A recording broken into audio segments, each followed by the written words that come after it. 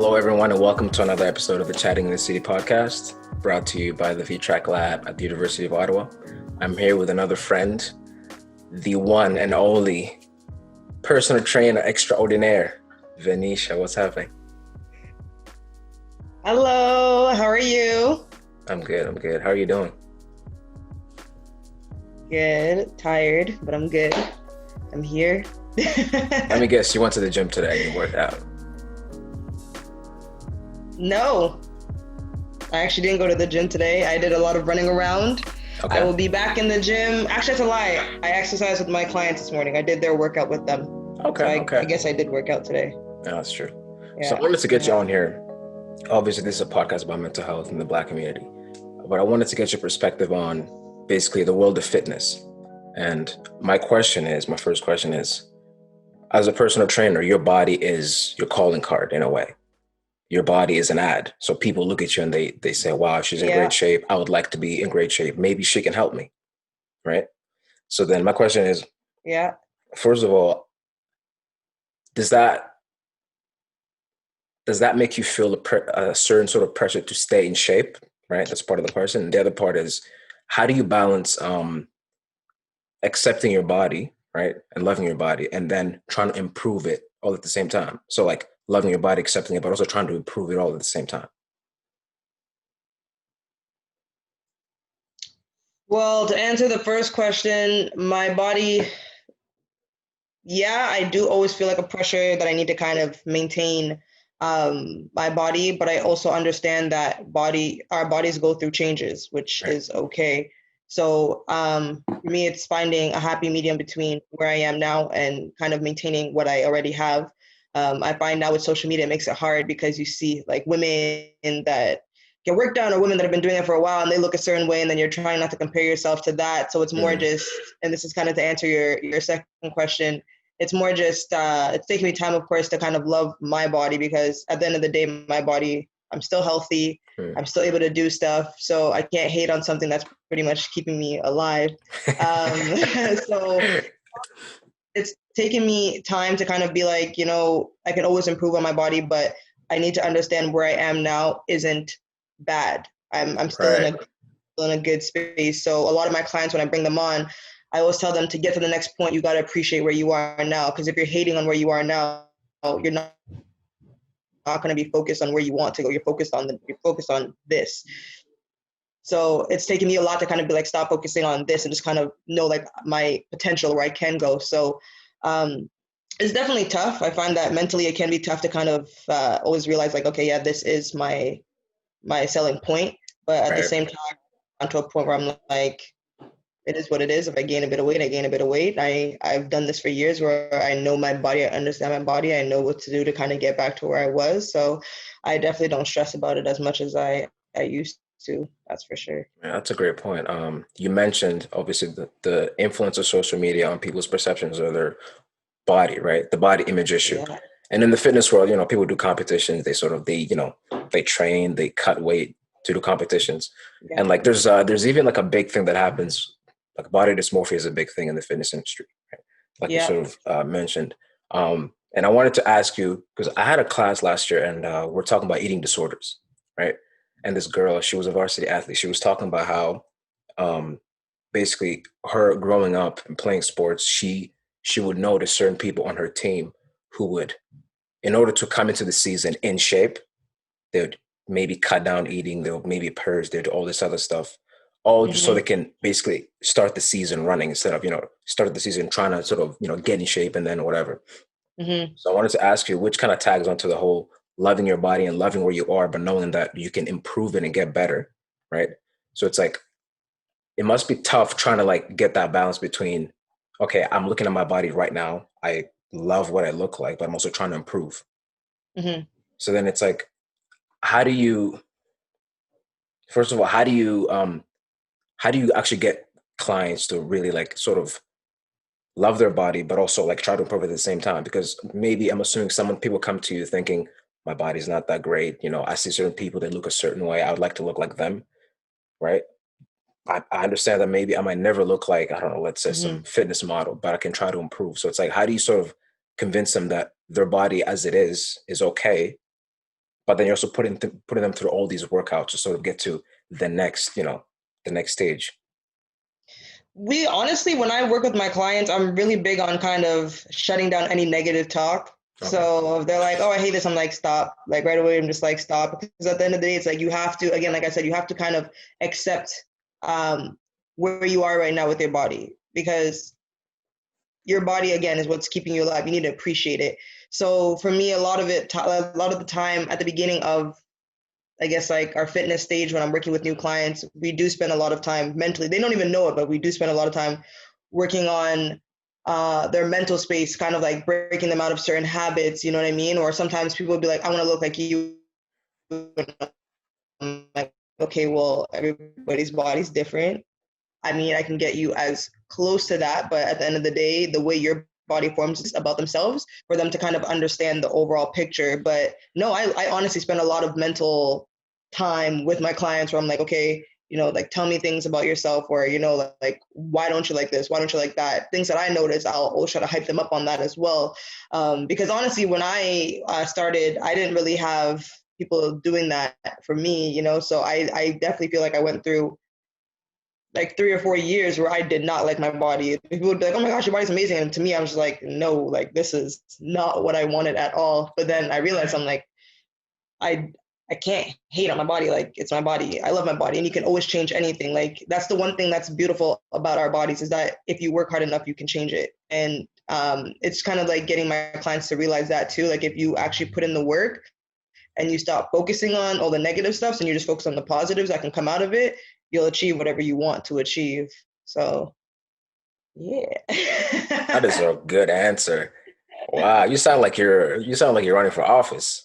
You said running for office. Fitness is the Hey. way to whatever heaven. So then I guess a simpler question would be, what does physical activity and fitness mean to you? Mean to, I guess, your way of living? Obviously, it's your job, but it's like on top of Yeah. that, is it something more, or is it sort of like, just work? No, honestly, oh, well, if we go all the way back, let me take you back when I was Okay. 9 years old. I started I was actually a chubby kid. I was a chubby kid. And then I got into like track at the age of like 8 or 9 or something like that at Okay. school because the not high school, the elementary school I went to, they were super big on physical activity. So every year we were forced to be in like track meets and all that stuff. So they like really pushed that. And then once I got into that, I was like, I really like this kind of stuff. And then I got into middle school, same thing, went into football, did track, got into high school, went into rugby, then I went professional for rugby. And for me, it's just at one point, I felt like it was a job, but I realized like I actually really do just love fitness because if I stop for too long, like I feel like a part of me is missing. So Mm, more than just a job for me, I know it's literally just kind of a part of my lifestyle. And I try to promote it as much as possible. So even like anyone that I know, they're like, this is going wrong with my body or this, I'm like, yeah, like just try this out, try, exercising, try going for a walk, let's go for a bike ride, like stuff like that. yeah, I can Uh, attest to that. I remember, I think it was, I can't remember how long ago it was. We were at the gym together, and I was telling you that I don't like running, long distance running. yeah, Well, I didn't like running. So that was then. And I was telling you why, because when I ran long distance, when I hit like uh-huh, the 5K mark, yeah, my lower back would tighten up and start sort of like dragging me down.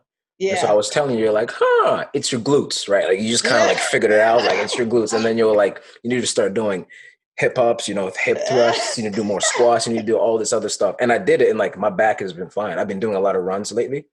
My back is fine. So thank you. I feel like I owe I'm you in your money or something. office. No, honestly, but like a lot of that though comes also from I think it was my curiosity about the body as well. I didn't have that curiosity before rugby though, which is really funny because when I got into rugby, I started getting like injuries and stuff, and I was like, whoa, like I need to understand what's going on. And Mm. then I had the ability to work with Jess Keller, who is an athletic therapist, and hands down probably one of the best athletic therapists that I've ever met. And she would literally break down everything to the T to me for me. So like everything just made sense. So I feel like I took in a lot of that knowledge, and I was, oh, like I actually really enjoy this kind of stuff. Like I enjoy like if you were to come to me and be like, hey, like my elbow hurts, and I'm like, oh, it's probably referral like when you're literally in pain every single day and you're like, I don't understand what's going on. And you're like, you want your body to get better, you want to improve, but you don't know what's going on. So I feel like that's definitely a big part of why I also enjoy fitness, is because I've gained a lot of knowledge where I'm able to help other people with it too. So yeah, Okay. I'm glad I helped you with the glutes thing. That's great.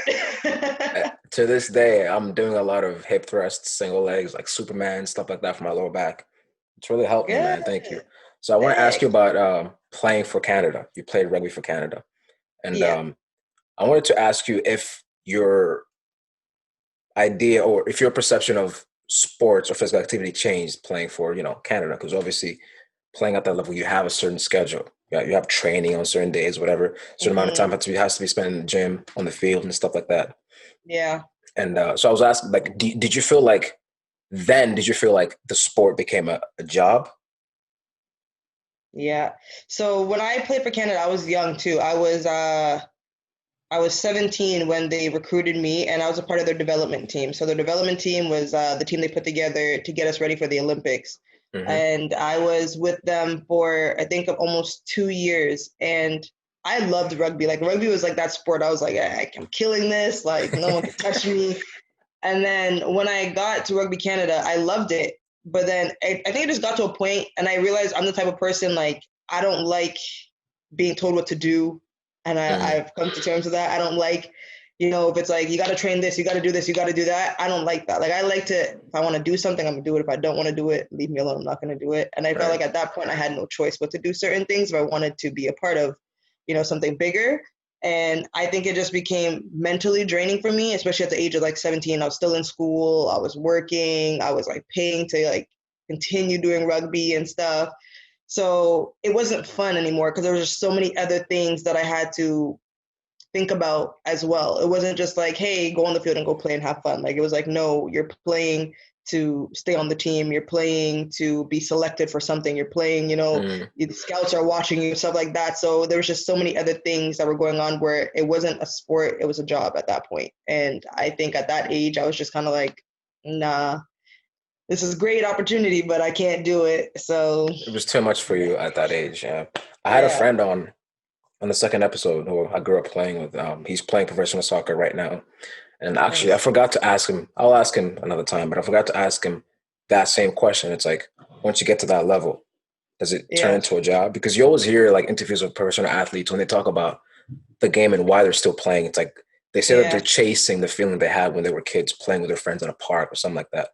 It's not the same. Yeah, Yeah, they it's always say it's not definitely, the same, but they keep chasing it because it's never the same, and like because you don't, yeah. it's never the same. You just keep going, I guess.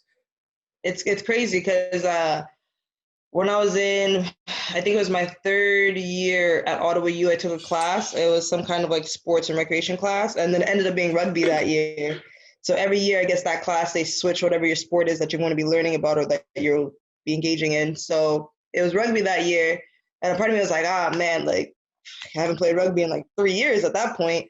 And that moment, like that semester, was I think what kind of made me like fall in love with rugby again because it was just so much fun. Like I was just on the field doing what I wanted to do. Like if I made mistakes, I made mistakes. Like I got to try different tricks. People were like, "Wow, you're really good at this," and I'm like, "Yeah, I used to play, but I don't anymore." And so like when I get moments like that, yeah, it does bring me back to rugby. But again, when it becomes too structured for me, I think that's what kind of throws me off because I'm just like, I don't need that much structure in my life at the Yeah. moment. So then, do So, you take that and apply it to the way you train clients? Like, what's the sort of structure that you have around that?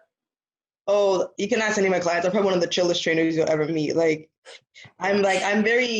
I'm strict, but I want people to have fun. So the thing is with me, I actually don't like the gym, which is like super funny. Like I like training, I like working out, but I don't like the gym. I don't like the atmosphere of a lot of gyms that we have. And I think the reason why is because a lot of gyms are corporate. So Hmm. there's so many rules and regulations. Oh, you can't do this, you can't do that, you can't listen to this, you can't, you know what I mean? Like just everyone's kind of just like on their own weird, I don't know. So there's one gym that I went to called OPA in Gatineau, and they're sick because it was like a kind of not a CrossFit gym, but kind of more that style, but you'll walk in and it'd be like trap music playing and everyone's just like yelling and doing their thing. And I was like, this is like my environment. Okay. So whenever I'm with my clients, it's like the same. Like I try to make it as fun as possible. Like sometimes I'll just start dancing, like I'll just start Yep. rapping song, you know what I mean? And then they get more comfortable and they're having fun and they're not just like, man, I'm here for an hour and we're just exercising, like, you know what I mean? So I try to make it as fun as possible. So I won't say it's like too structured, but I always have a game plan when I'm in the gym with them. Like I tell them, this is what we're gonna do. This is what my goal is for you today, whatever the case is. But have fun, like have fun, because it's easier to keep someone and keep them motivated and accountable when they're having fun than someone that's just kind of there to be like, I just want to achieve this as soon as possible. So those Yeah. are the ones that usually fall off. So yeah, That's no a big structure. thing. Yeah. Keeping things fun it's a really big thing because I think I've talked on here about fitness and how fitness has helped me, and so Mhm. like keeping things new and exciting is really important, especially for clients because Exactly. like a lot of them don't necessarily want to. They don't love the gym. Like a lot of people don't love the gym. It's There's only true. like a small amount of people who love the gym, like the muscle heads, like the ones who are actually going to go on stage and compete are like 3%, 250 pounds. Those guys are obsessed with the gym. Everybody else is just trying to like get a little exercise in, physical activity, And feeling let's be real, they don't love the gym. They love the results from the what gym. the pump. Like, you know what I mean? Like, no, it's true. Cause like, I don't love the gym, but when I see like my core coming in, I'm like, this is sick. I'm going back to the gym. Or if I'm like, oh, my legs are growing, I'm like, I love the gym. But I'm like, do I love the gym or do I just like the results that I'm seeing from going to the gym? Like, usually a lot of it is, I feel like, in my opinion, people don't really care for the gym, but they're like, yeah, I like what I'm seeing from going to the gym, so I love the gym. It's a means to an end. Pardon? So it's a means to an end. It's just like I'm only going because I know that I'm going to have bigger arms. I'm going to have bigger legs. I'm going to have that. In my opinion, I feel like if those people that are going to the gym 5 times a week don't see any results, you think they're still going to go to the gym? They're going to be like, no, I'm done. I don't want to be here anymore. But it's true though, right? Like realistically, like if you're not getting results, you're just going to drop whatever you're doing. But I feel like a lot of people do go to the gym, not necessarily because they just really enjoy the gym. They might enjoy exercise, but I feel like they do enjoy either the way it makes them feel or like the results that they're getting from it.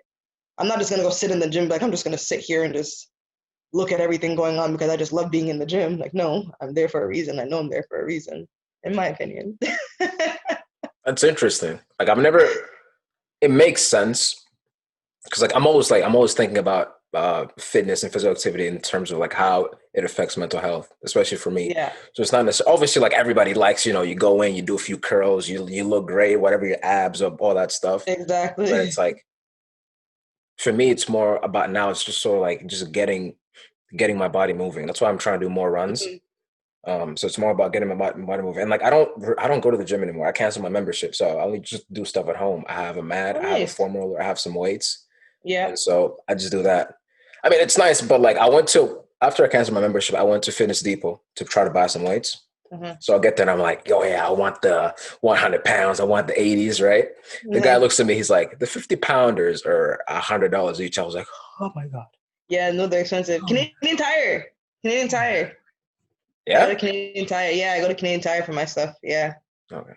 Yeah. I don't know if they got hundreds, but I mean, if you're looking for hundreds or I don't know about that, but yeah, I go to Canadian Tire for my stuff. I'm literally building like a little gym in my place. Okay. So So then yeah. onto that, do you see yourself building a gym that you want to be a part of, right? Like you said, when you went to that OPA gym and it was kind of like your type of Yeah. vibe, open, people were, yelling, working out. Do you see yourself, let's say like, in some couple years opening up your own gym? Yeah, my gym would be lit. No, I see. No, honestly, so the first time I ever thought about opening a gym was when I went to Chicago to visit my brother, and we passed by this gym that was like kind of like those like little warehouse garage, Yeah. where the door like or whatever like yeah. So I saw that and I was like, yo, I was like, this is dope. I was like, what is this? And my brother's like, it's a gym, and I was like, I've never, and that was the first time I've ever seen a gym like that. Like I was used to like just like again the very structured. This is a gym, graffiti all over the walls. Again, like music just blasting, and that was the first time I ever saw like big tires and stuff. I'm like, what the hell did they need tires for? And after that, I was like, this is sick. Like that for me felt like a playground. Like I was like a kid in Yeah. a candy shop. I was like, I just wanted to like play with everything, like touch everything. So if I were to do that, I told myself I would love to open a gym, but I would definitely want it to be something more like that where people can kind of just come in and just be like, I'm at home. Like this is fun. Like, I don't want people to come in being like, okay, I'm just here for a workout and I'm out. Like I want people to come, feel relaxed, chill, you know, if music's bumping, like do your thing. You know what I mean? Like I just want it to be more, I'm like the party type. Like I'm like the type that's like wherever I go, I turn anything into a party. You know, so if I'm in the gym, I'm like, this is fun. So I would definitely want something that as a gym that kind of matches me. And I feel like that would match me. Okay. So it'd be lit. Have any of your clients sort of came to you and sort of after after you've been training them for a little while, came to you and said how much if their training has helped them Jeez, I can't speak. Okay, I'll rephrase the question. Here's the question. The question is, how have you adapted to obviously the lockdown, right? Usually when you're training people, you're with them in person, right? I'm assuming that makes it easier. So how have you adapted to helping people through the quarantine? And then two, have your clients sort of told you if you're training them and sort of keeping them on whatever schedule you have them on has helped them with their mental health and well-being during this time? Yeah, it's actually crazy because I remember when the quarantine first started, I was just like, what am I gonna do? Like I have no, like as a trainer, I feel like for certain professions, that was literally like a moment where it's either like do or die. Like you got to figure something out, or that's it for you. And right before everything hit, I was doing my pound for pound boot camps at gyms, and I was just like, well, shoot, like what if I just bring my pound for pound online? Like, we'll just all do a fun boot camp via Zoom. Right. And so I did like a free class, just to kind of test the water, see how it works. That was the first time I've ever done anything like that. And I'm not tech savvy. So did that. People were like, yeah, this is great. So I was like, okay, cool. I was like, let me make like an actual little business out of this. So I was running classes 5 times a week. And I did it for 3 months. So pretty much the whole quarantine time that we had, I did it for 3 months.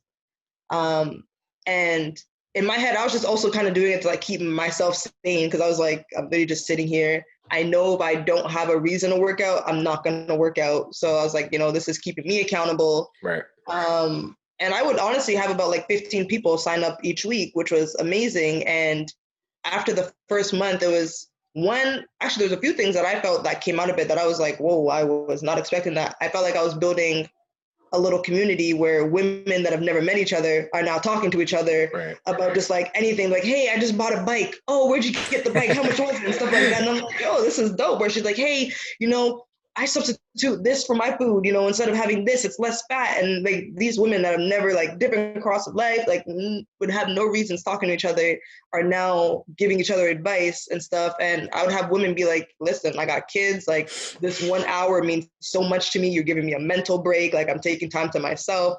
And hearing that, I was just like, my intentions were just to kind of work out, have everyone have fun for, the little hour and be out, but no, a lot of women would come to me and be like, my body's changing, I'm losing weight, mentally I feel good, you've helped me so much. And now they connected to other women. And what I would do, I'd actually connect them to other trainers too. So I would bring on other trainers onto my boot camp. So I would 1 week have like yoga. Next week I had like trainers in Chicago's. Next week I would do a Zumba class. Like they were just like so many different things. And I just wanted them to kind of experience fitness as a whole and not just think it's only lift weights and stuff like that. Like, no, yoga's fitness, Zumba's fitness, all that kind of stuff is fitness as well. So it was amazing. I didn't realize that I was affecting people's lives like that. I just kind of thought we were exercising, but yeah, I had a lot of people reach out to me and tell me how those classes really helped them. Wow, that's amazing. So you basically, while trying to keep yourself accountable, you created a little community with all these women that, they feel comfortable to come in, work out, talk about whatever. And obviously on top of that, their, their well-being was, improved. Exactly. That's great. Yeah, and a lot of them are still sticking with it now, which is like amazing for me. So that was like another thing. It's like a lot of them are still more health conscious than they were before, which is nice coming out of that. So, okay. Yeah. Before we go, if somebody wants to, get in touch with you, join the boot camp, they want to, they want advice on something, how can they get in touch with you? A few different ways. Instagram's probably the best way, which is Venesha Angus, so VENESHA ANGUS, or Via Athletics, which is VEAATHELITC. Did I spell that right? Athletic? Yeah. S. Or my website, which is just www.viaathletics.com. So there's a few ways to reach out to me if people have questions. Okay, we'll add that all in the description here to the video and the audio and stuff like that. And for those who want to find out more about, the most common mental health problems, there should be a link right here. It'll also be in the description for those who are listening. It's our website, kind of gives a breakdown of the most common mental health problems, like, depression, anxiety, stuff like that. The etiology, the symptoms, the treatments, and there are also people that you can contact if you need help. Nice. So Venesha, thank you so much. Thank you. Thank you for fixing my back. I owe you my life. I gotta fix my back now too. It's crazy. All right, bye. Bye.